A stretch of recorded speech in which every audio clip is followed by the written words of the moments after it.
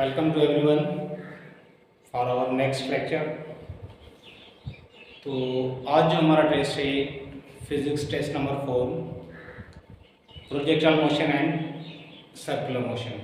तो आज जो हम पढ़ रहे हैं मोशन इन 2 डायमेंशन के एमसीक्यूज, बहुत सारे इंपॉर्टेंट एमसीक्यूज जो कि 2 डायमेंशन मोशन जिसकी टाइप कौन सी होती है प्रोजेक्टाइल मोशन और सर्कुलर मोशन, तो उनसे रिलेटेड जो है आज हम क्या कर रहे हैं एमसीक्यूज कर रहे हैं या टेस्ट कर रहे हैं। तो पहला क्वेश्चन है कि projectile motion is a type of dash motion. Projectile जो मोशन है वो किस टाइप की जो मोशन होती है, 1 डायमेंशनल है, 2 डायमेंशनल है, 3 डायमेंशनल है। तो चैप्टर नंबर 3 जिसे हम लीनियर मोशन कहते हैं, तो लीनियर मोशन जो होती है हमारे पास 1 डायमेंशनल मोशन होती है, या तो कोई ऑब्जेक्ट जो है वो हॉरिजॉन्टली मूव कर रहा है या ओनली वर्टिकल, ओनली एक ही डायरेक्शन जो उनकी मोशन होती है, या अलॉन्ग द एक्स एक्सिस होती है या अलॉन्ग द वाई एक्सिस होती है। तो उस मोशन को हम क्या कहते हैं, लीनियर मोशन कहते हैं या 1 डायमेंशनल मोशन कहते हैं। लेकिन in the case of the projectile, जब प्रोजेक्टाइल में क्या है हमारे पास एक्स एक्सिस और वाई एक्सिस दोनों एक्सिस में जो है मोशन होती है ऑब्जेक्ट की, इसलिए हम उसे क्या कहते हैं 2 डायमेंशनल मोशन। प्रोजेक्टाइल जो मोशन है ये किसकी टाइप है, 2 डायमेंशनल मोशन की टाइप है। एक जो प्रोजेक्टाइल मोशन, दूसरी होती है सर्कुलर मोशन। तो आज जो हमारा चैप्टर यही चल रहा है कि या इसी से रिलेटेड है कि 2 डायमेंशनल मोशन से, जिसकी जो एग्जांपल हमारे पास कौन सी है प्रोजेक्टाइल मोशन और सर्कुलर मोशन है। तो फर्स्ट क्वेश्चन है projectile motion is the type of 2 dimensional motion. इसके 2 डायमेंशनल मोशन के हमारे पास ये टाइप है। इसके बाद question number 2, the time to reach maximum height of the projectile is given by. के मैक्सिमम हाइट तक पहुंचने के लिए फॉर सपोज अगर ये हमारे पास यहाँ से हम क्या करें प्रोजेक्ट करें किसी ऑब्जेक्ट को, तो ये जो है इस टाइप जो कर्व बनता है जिसे हम क्या कहते हैं ट्रैजेक्टरी कहते हैं। अब यहाँ तक जो मैक्सिमम तक पहुँचने के लिए, मैक्सिमम हाइट तक पहुँचने के लिए जो टाइम का फार्मूला होता है t is equal to v not y over g। v not y over g होता है, या v नॉट y क्या है हमारे पास वर्टिकल कंपोनेंट है वेलोसिटी का, तो हम क्या लिखेंगे v नॉट sin थीटा। तो t is equal to v not y upon t, या इसको आप लिख सकते हैं v not sin theta over g। तो a भी करेक्ट है, b भी क्या है करेक्ट है, इसको आप लिख सकते हैं t इज इक्वल टू, यहाँ पे लिख सकते हैं t इज इक्वल टू, ठीक। तो a भी करेक्ट है और b भी क्या है करेक्ट है, तो हम क्या लिखेंगे एक्सेप्ट c के अलावा में a और b दोनों जो है करेक्ट है। अगर बोथ का ऑप्शन यहाँ पे होता बोथ एंड b फिर भी करेक्ट है, या एक्सेप्ट c का मतलब क्या है a और b। Question number 3, formula of the height of the projectile is given bye. Height का हमारे पास फार्मूला था कि यहां से लेकर यहां तक, ये हो गया यहां से लेकर यहां तक कट लिए टाइम, और यहां से लेकर ये वर्टिकल जो डिस्टेंस है, वर्टिकल जो डिस्प्लेसमेंट है, उसे हम क्या कहते हैं हाइट कहते हैं। तो y एक्सिस में जो डिस्टेंस कवर हो रहा है उसे हम क्या कहते हैं हाइट ऑफ द प्रोजेक्टाइल। और हाइट का हमारे पास फार्मूला होता है h is equal to v not square sin square theta over 2g। ये हमारे पास किसका फार्मूला है हाइट ऑफ द प्रोजेक्टाइल। तो हाइट का फार्मूला क्या है v not square sin square theta over 2g। तो ये जो हमारे पास c जो है करेक्ट ऑप्शन है v not square sin square theta over 2g। Question number 4, formula for the range of the projectile. Range के लिए हमारे पास फार्मूला था कि रेंज हम कहते हैं किसे कि ये लॉन्चिंग पॉइंट है, ये कौन सा है लॉन्चिंग पॉइंट, ये कौन सा है landing point. The horizontal distance या एक्स एक्सिस वाला जो डिस्टेंस है इसके दरमियान लॉन्चिंग पॉइंट और लैंडिंग पॉइंट, इन दोनों पॉइंट के दरमियान जो डिस्टेंस होता है उसे हम क्या कहते हैं रेंज। कि एक्स एक्सिस में लॉन्चिंग और लैंडिंग पॉइंट के दरमियान जो डिस्टेंस होता है उसे हम क्या कहते हैं range of the projectile.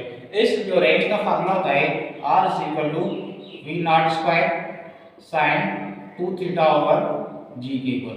v not square sin 2 theta over g जो हमारे पास करेक्ट फार्मूला है किसका रेंज ऑफ द प्रोजेक्टाइल। तो v not square sin 2 theta over g, इसका भी जो है हमारे पास करेक्ट ऑप्शन कौन सा है c जो है करेक्ट ऑप्शन है। Question number 5, the maximum range given by formula. Maximum range एक होती है range of the projectile. Range का मकसद है कि सिंपल लॉन्चिंग और लैंडिंग पॉइंट के दरमियान डिस्टेंस। अब फॉर सपोज अगर एक प्रोजेक्टाइल जिसको हम प्रोजेक्ट करें 10 के एंगल से, 30 के एंगल से, 45 के एंगल से, 60 के एंगल से, तो ज्यादा से ज्यादा जो किस एंगल पे जो ये जाके दूर हॉरिजॉन्टल डिस्टेंस वाला ज्यादा से ज्यादा डिस्टेंस कवर होगा उसे हम क्या कहते हैं मैक्सिमम रेंज। तो वो जो एंगल होती है हमारे पास 45 डिग्री, जिसपे जो रेंज मैक्सिमम अकर होती है वो किस पे होती है थीटा का वो क्या हो 45 डिग्री, तो 45 डिग्री पे जो है रेंज क्या होगी मैक्सिमम। अब 45 इस रेंज में फार्मूला पुट करेंगे तो 2 × 45 बन जाएगा 90 sin 90 की वैल्यू क्या है 1, तो v not square over g। तो फार्मूला क्या बनेगा r मैक्सिमम का जो फार्मूला होगा v not square over g के इक्वल। तो v not square over g ए जो है हमारे पास करेक्ट फार्मूला है। Question number 6 the maximum range occur at an angle of, क्या बताया यहां पे मैक्सिमम रेंज जो है अकर हो रही है कितनी एंगल पे 45 डिग्री पे, या 45 डिग्री लिखा हुआ या पाई बाय 4 रेडियन। तो 45 का दूसरा नाम क्या है पाई बाय 4 रेडियन। तो 45 डिग्री और पाई बाय 4 रेडियन, तो बोथ ए एंड सी जो है ये करेक्ट ऑप्शन है क्वेश्चन नंबर 6 का। Next question the range of the projectile becomes half of the maximum value if the angle of the projection is, कि किस angle पे जो है इसके रेंज जो है मैक्सिमम रेंज से हाफ के इक्वल हो जाए। तो क्वेश्चन पहले क्लियर होना चाहिए। क्वेश्चन हमारे पास क्या कह रहा है कि क्वेश्चन ये कह रहा है कि जो रेंज है वो हाफ ऑफ मैक्सिमम रेंज के इक्वल हो जाए। तो थीटा क्या होगा, क्वेश्चन ये है कि रेंज जो आप करो वो हाफ ऑफ मैक्सिमम रेंज के, तब हम क्या मालूम करेंगे थीटा मालूम करेंगे। तो रेंज का फार्मूला क्या होता है v not square sin 2 theta over g is equal to 1/2 maximum का फार्मूला क्या है v not square over g के इक्वल। g में cancel v not square cancel, so sin 2 theta equal to 1/2, so 2 theta equal to sin inverse 1/2, sin inverse 1/2 किसकी equal है 30 degree की। अब 2 theta equal to 30 degree then theta equal to 15 degree. तो 15 degree पे जो है वो रेंज कितनी अगर होगी half of the maximum range. तो 15 डिग्री जो है ये हमारे पास करेक्ट ऑप्शन है क्वेश्चन नंबर 7 का।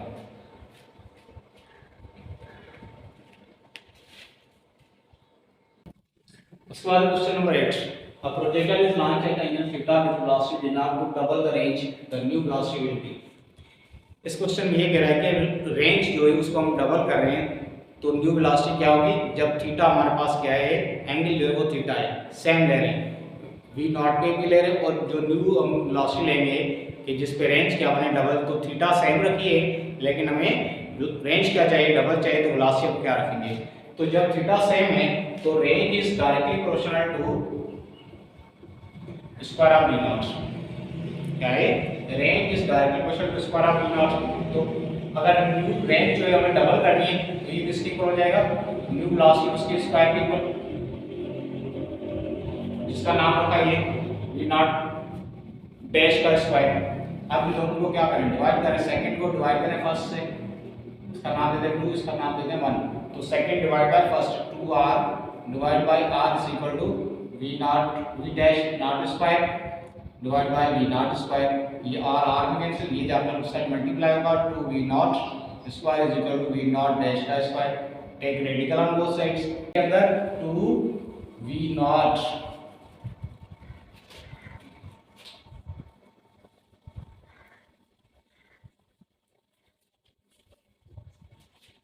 क्योंकि v नॉट स्क्वायर रेडिकल से बाहर निकलेगा क्या बनेगा v नॉट। अब क्या है question number 9 a projectile is launched at an angle of 25 degree keeping velocity constant. Velocity जो है हमें क्या रखनी है कांस्टेंट रखनी है। The other angle for the same range, second जो एंगल क्या बनेगी जब रेंज क्या बने सेम रहे, क्या हो रेंज जो है वो सेम हो तब हमारे पास एक हम प्रोजेक्टाइल प्रोजेक्ट करें फॉर सपोज ये 25 डिग्री पे, ये 25 डिग्री पे हमने भेजा है तो यहाँ तक पहुंचा, इसलिए ये क्या है रेंज 1 किस एंगल पे 25 पे। अब सेकंड एंगल हम क्या लें जो रेंज यही सेम रहे जी। तो हमारे पास होता है कि जब दो एंगल का सम थीटा 1 प्लस थीटा 2 किसके इक्वल हो 90 डिग्री के, थीटा 1 प्लस थीटा 2 किसके इक्वल हो 90 डिग्री के हो, तब रेंज क्या बनती है सेम। तो थीटा 2 हमें मालूम करनी है, थीटा 1 कितनी है 25 उस साइड आ जाएगा और माइनस का, तो 90 माइनस 25 डिग्री कितना बनेगा 65 डिग्री, क्या बनेगा 65 डिग्री। तो 65 जो इसका कौन सा आंसर है सी जो इसका करेक्ट आंसर है। उनके बाद a projectile fired with initial velocity of 98 metre per second. एक जो प्रोजेक्टाइल है उसको कितनी वेलोसिटी से हम प्रोजेक्ट कर रहे हैं 98 मीटर पर सेकंड से इट्स मैक्सिमम रेंज वैल्यू। तो मैक्सिमम हमें रेंज चाहिए। मैक्सिमम रेंज का हमें फार्मूला ये पढ़ा है कि R maximum is equal to V not square over G, V not square over G. V naught की वैल्यू कितनी है 98 है, तो हमें ये पहले मल्टी स्क्वायर नहीं निकालना, सिर्फ आप 2 मल्टीप्लाई लिख लीजिए, क्योंकि इनकी जो कैलकुलेशन है वो आसान होगी। अगर स्क्वायर करेंगे, पहले मल्टीप्लाई करें, फिर डिवाइड में क्या 9.8 का टेबल आपको थोड़ा सा टाइम लगेगा। तो सिंपल 98 को 2 टाइम्स मल्टीप्लाई करें, जी की वैल्यू है 9.8, ये पॉइंट को यहाँ पे शिफ्ट करेंगे तो एक जीरो बढ़ जाएगा इस साइड, ये 98 बनेगा, 98 में सिंपल क्या बना 980 मीटर। सो 980 मीटर कौन सा करेक्ट ऑप्शन है इसका? बी जो करेक्ट ऑप्शन है। उसके बाद the maximum range of the road coast is 10 metre, the take off speed. Same formula है, क्या मालूम करना है? वी नॉट हमें मालूम करना है। तो मैक्सिमम रेंज कितनी है 10 मीटर है, v not square divide by g की वैल्यू कितनी है 10 है। So v not square is equal to 10 into 10 100, take radical on both sides, तो वी नॉट कितना बनेगा 10 मीटर पर सेकंड। तो ए जो इसका करेक्ट ऑप्शन है 10 metre per second. Question number 12, at what angle the range of projectile becomes equal to the height of the projectile. कि range और height आपस में क्या बने, इक्वल बने तो एंगल क्या होगा? ये बहुत इंपॉर्टेंट क्वेश्चन है, ये जो है तकरीबन हर टेस्ट में पूछा जाता है। तो range height is equal to range, range of projectile is equal to height या height is equal to range. तो हाइट का हमने फार्मूला पढ़ा है कि 1/2 v not square sine square theta over g, ये हमने पढ़ा है। इज इक्वल टू रेंज के लिए हमने पढ़ा है कि V not square sine 2 theta होता है, तो साइन 2 थीटा को हम लिख सकते हैं 2 साइन थीटा cos थीटा लिख सकते हैं, डिवाइड बाय जी के इक्वल जी में कैंसिल, वी नॉट स्क्वायर में कैंसिल, एक साइन थीटा में कैंसिल, बाकी इस साइड क्या बचेगा साइन थीटा अपान 2 बचेगा, is equal to 2 cos theta. अब जो है cos थीटा की साइड डिवाइड लेकर आए तो sin थीटा और cos थीटा, और 2 जो डिवाइड उस साइड हो जाएगा मल्टीप्लाई, तो 4 sin थीटा और cos थीटा क्या बनेगा tan theta is equal to 4, so theta equal to tan inverse 4। So tan inverse 4 किसके इक्वल होता है 76 डिग्री के। tan इनवर्स 4 भी पूछ सकते हैं, या थीटा इक्वल टू 76 डिग्री, या थीटा इक्वल टू आप देख सकते हैं cot अगर लिखा है cot इनवर्स 1/4 होगा, ये भी करेक्ट होगा, ये भी करेक्ट होगा, ये भी करेक्ट होगा। तो यहाँ पे हमारे पास क्या है 76 का ऑप्शन जो है ये करेक्ट ऑप्शन है। उसके बाद है द रेशियो ऑफ हाइट अगर height to range of the projectile, H ratio R चाहिए, क्या चाहिए एच रेशियो हमें आर चाहिए। तो एच डिवाइड बाय आर आप डायरेक्टली कर सकते हैं, जैसा अभी किया है।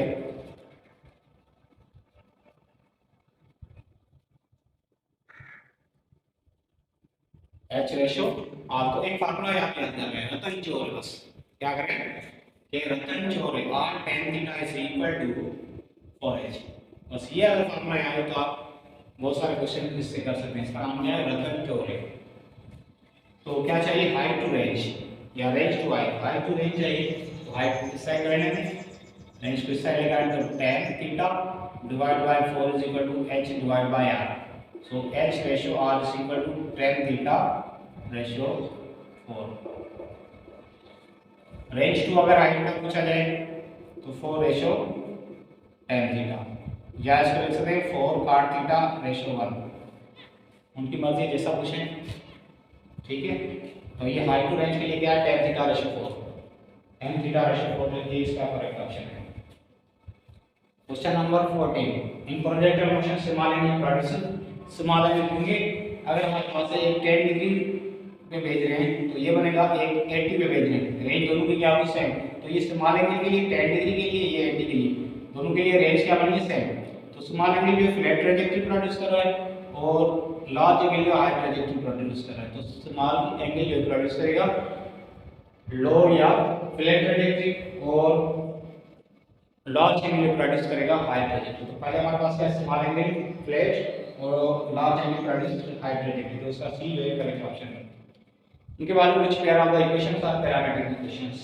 पहले ये डेफिनेशन याद कर लें कि पैरामीट्रिक इक्वेशंस जो किसे कहते हैं कि दो या दो से ज़्यादा डिपेंडेंट वेरिएबल एक ही कॉमन इंडिपेंडेंट वेरिएबल पे डिपेंड करते हैं, तो उन इक्वेशंस को हम क्या कहते हैं पैरामीट्रिक इक्वेशंस कहते हैं।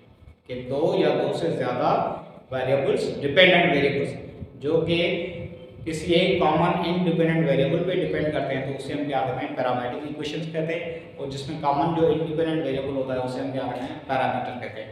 तो जैसे कि अगर हमारे पास लिखा हो x = 2t + 5, y = 3t + 7, ये x इंडिपेंडेंट वेरिएबल है, सॉरी ये x जो है डिपेंडेंट वेरिएबल है, y भी क्या है, डिपेंडेंट वेरिएबल है।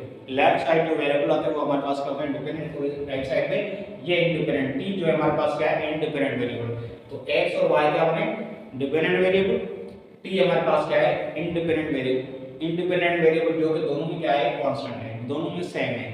तो अब इन दोनों दो क्या बताया डेफिनेशन, दो या दो से ज्यादा जो है डिपेंडेंट वेरिएबल एक कॉमन इंडिपेंडेंट वेरिएबल पे, ये कॉमन इंडिपेंडेंट वेरिएबल है, उस पर डिपेंड करे तो इन इक्वेशंस को हम क्या कहते हैं, पैरामीट्रिक इक्वेशन कहते हैं। इसमें t जो क्या कहलाएगा, पैरामीटर कहलाएगा, जो कि दोनों में कॉमन इंडिपेंडेंट वेरिएबल होगा उसे हम क्या कहते हैं, पैरामीटर कहते हैं। और इस टाइप की जो इक्वेशंस होती है उसे हम क्या कहते हैं, पैरामीट्रिक इक्वेशंस कहते हैं।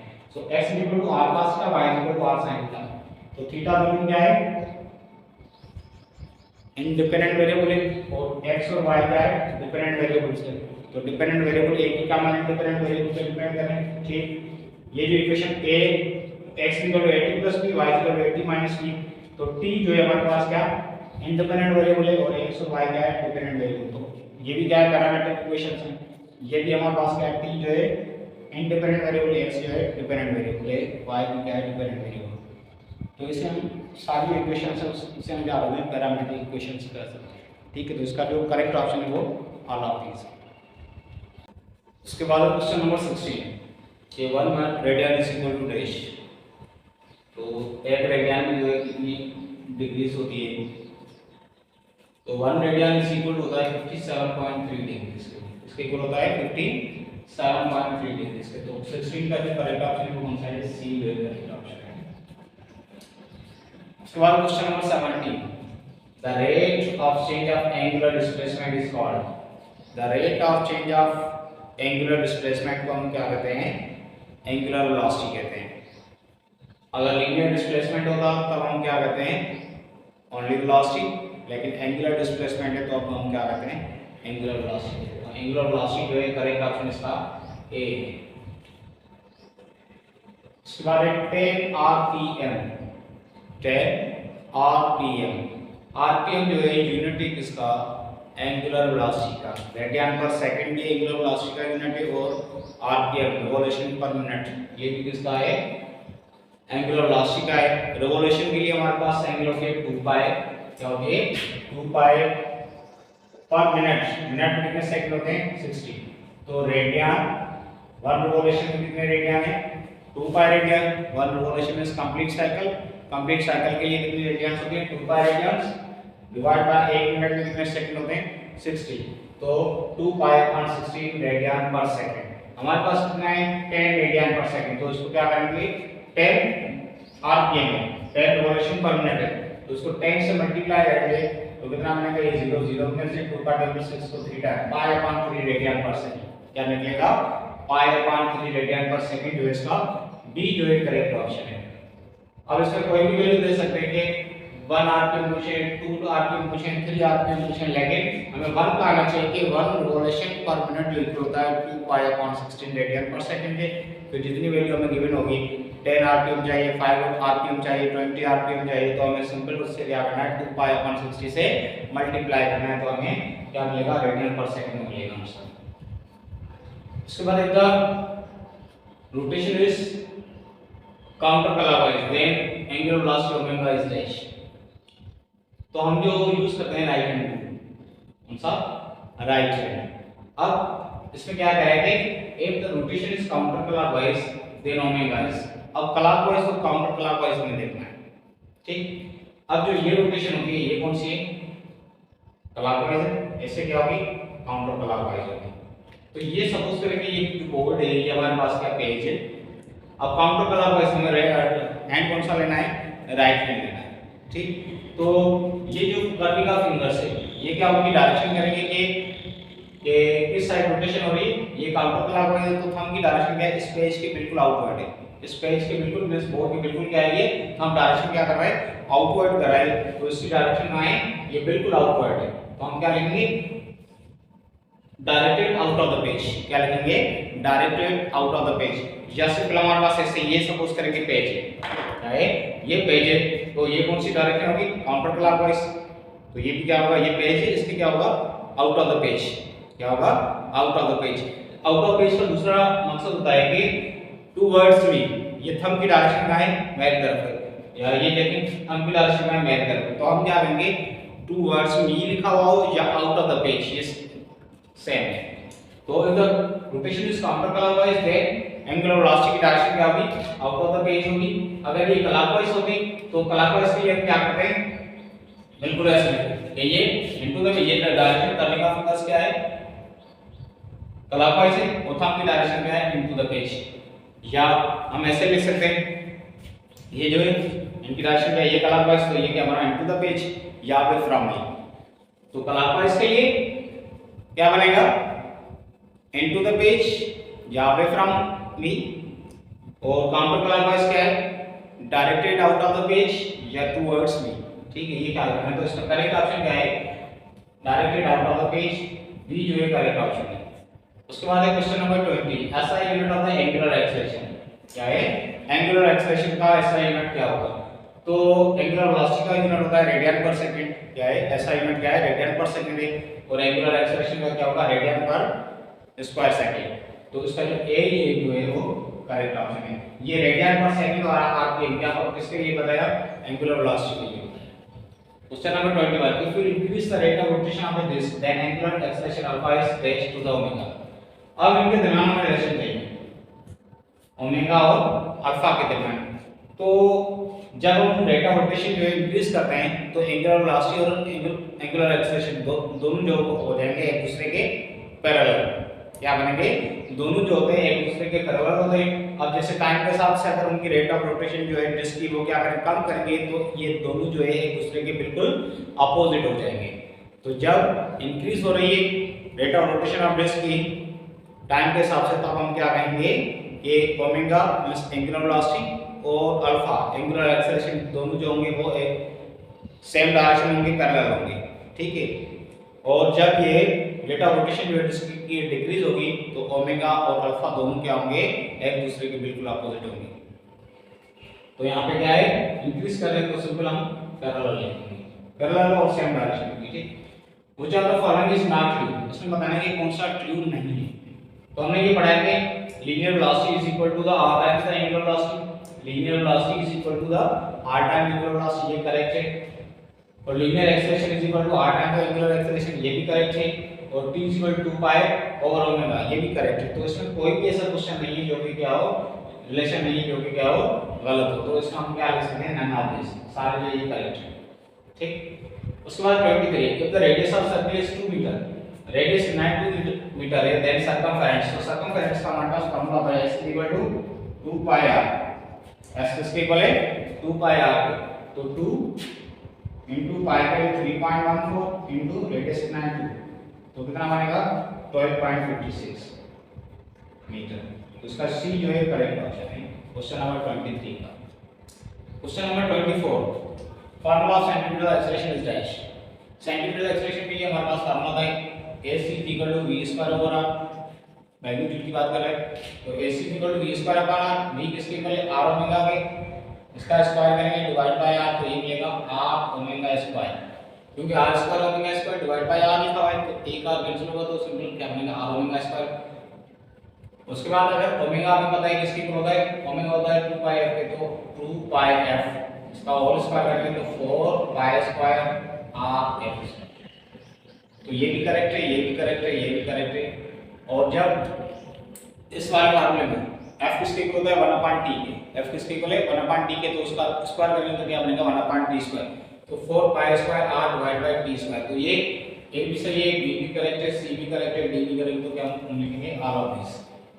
तो ये सारे जो फार्मूले किसके, सेंटीमीटर एक्सेलरेशन। तो हमें हर फार्मूला याद करना है, चेक करना है, ऐसा नहीं कि सबने याद कर लिया कि सेंटीमीटर एक्सेलरेशन का फार्मूला होता है v स्क्वायर अपॉन r, तो उसमें से बाकी जो फार्मूला जो हो रहे हैं वो भी आपको चेक करने हैं। उसके बाद tangential component of acceleration arises when dash of the object is change. के टेंजेंशियल कंपोनेंट कब अराइज होता है? जब कि कोई भी बॉडी जो है वो सर्किल में अगर मूव कर रही है, अगर उनकी स्पीड कांस्टेंट होती है उसे हम क्या कहते हैं? यूनिफॉर्म सर्कुलर मोशन कहते हैं। क्या कहते हैं? Uniform circular motion. तो स्पीड का मकसद है मैग्नीट्यूड ऑफ द वेलोसिटी। क्या कहते हैं? मैग्नीट्यूड ऑफ द वेलोसिटी जो है वो क्या है? सेम है, मींस कांस्टेंट है। तब जो है क्या होगा? जो बॉडी जो है इक्विलिब्रियम से क्या करेगी? मूव करेगी। उनकी जो मोशन होगी circular motion, uniform circular motion होती है। तो जब मैग्नीट्यूड सेम है, मींस स्पीड जो है वो सेम है, तब जो है हमारे पास क्या सेंट्रीफ्यूगल एक्सेलरेशन क्रिएट होती है। क्योंकि कोई भी बॉडी अगर सर्किल मूव करे तो वहां पे हमेशा उसकी हमेशा जो होगी वो सेंट्रीफ्यूगल एक्सेलरेशन होगी। लेकिन टेंजेंशियल एक्सेलरेशन कब होगी? जब उनका क्या हो? उनकी जो मैग्नीट्यूड है वो भी चेंज हो, स्पीड जो है वो यूनिफॉर्म ना हो, कि बॉडी जो है उसमें जो सर्किल मूव कर रही है उनकी जो है स्पीड है वो क्या कांस्टेंट ना हो, लेकिन उनकी मैग्नीट्यूड जो है चेंज होती रहे टाइम के हिसाब से। तब वहां पे कौन सा कंपोनेंट अराइज होता है? टेंजेंशियल कंपोनेंट अराइज होता है एक्सेलरेशन। तो टेंजेंशियल कंपोनेंट कब अराइज होगा? कि जब हमारे पास क्या हो? मैग्नीट्यूड है, या जैसे हम क्या कहते हैं स्पीड, मैग्नीट्यूड ऑफ वेलोसिटी है या स्पीड जो है वो क्या हो? चेंज हो, तब जो है टेंजेंशियल कंपोनेंट अराइज होता है। और सेंट्रीफ्यूगल एक्सेलरेशन जो है कब अराइज होगा? जब हमारे पास क्या हो? सर्किल में जो है हर टाइम उनकी डायरेक्शन जो है चेंज होती है तब। ठीक, दोनों कब होंगे? जब डायरेक्शन भी चेंज हो और जो है मैग्नीट्यूड भी चेंज हो, तब टेंजेंशियल कंपोनेंट भी होगा और सेंट्रीफ्यूगल कंपोनेंट भी जो है वो अराइज होगा। ठीक है, तो इसका जो करेक्ट ऑप्शन कौन सा है? जब स्पीड क्या हो? चेंज हो, डायरेक्शन और स्पीड दोनों चेंज होगी तब उनका दोनों जो कंपोनेंट्स है वो अराइज होते हैं। डायरेक्शन के लिए ओनली सेंट्रीफ्यूगल जो या कंपोनेंट जो है अराइज होते हैं। So question number 26, which one is wrong statement? Which one is wrong statement? V leads to R by 90, AC leads to R by 180, AT leads to R by 90, none of them. तो इसमें पहले हम क्या करते हैं कि circle को draw करते हैं।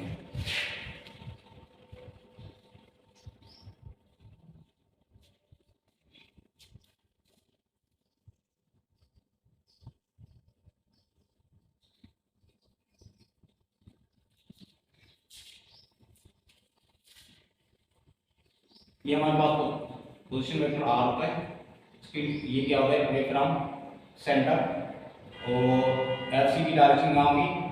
या एस सी की डायरेक्शन टुवर्ड्स द सेंटर, और ये इसका टेंजेंशियल कंपोनेंट है वेलोसिटी का, और ये क्या होगा? एटी भी यही होगा जिसे हम टेंजेंशियल कंपोनेंट कहते हैं एक्सेलरेशन का। तो ये S C, AT, V T, R. अब इनके दरमियान रिलेशन होना चाहिए।